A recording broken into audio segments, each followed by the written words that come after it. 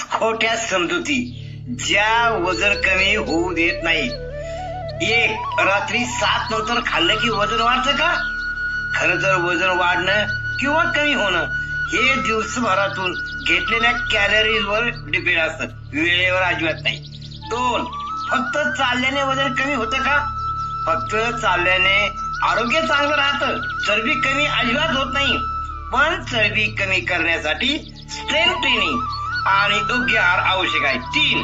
भात खाल्ल्याने पोट वाढतं का? भात म्हणजे कार्बोहायड्रेट. जसं आपण भाकरी खातो, मर्यादेमध्ये खाल्ल्यास काही अडचण नाही. प्रश्न हाच आहे की आपण किती प्रमाणात भात खात आहोत. 4. फक्त पोटावरील चरबी कमी करता येते का? शरीरातील चरबी ही एकत्रित कमी होते. एखाद्या ठराविक भागावरची चरबी कधीही कमी करता येत नाही. 5. फक्त सॅलड खाल्लं की वजन कमी होतं का? सॅलड हे आरोग्यदायी आहेच, पण शरीराला प्रथिने म्हणजे प्रोटीन, कार्बोहायड्रेट आणि फॅट हे योग्य प्रमाणात पाहिजे. मित्रांनो, हा व्हिडिओ तुमच्या सर्व मित्रांना पाठवा, म्हणजे त्यांच्या पण या खोट्या समजुती दूर होतील. Okay, thank you.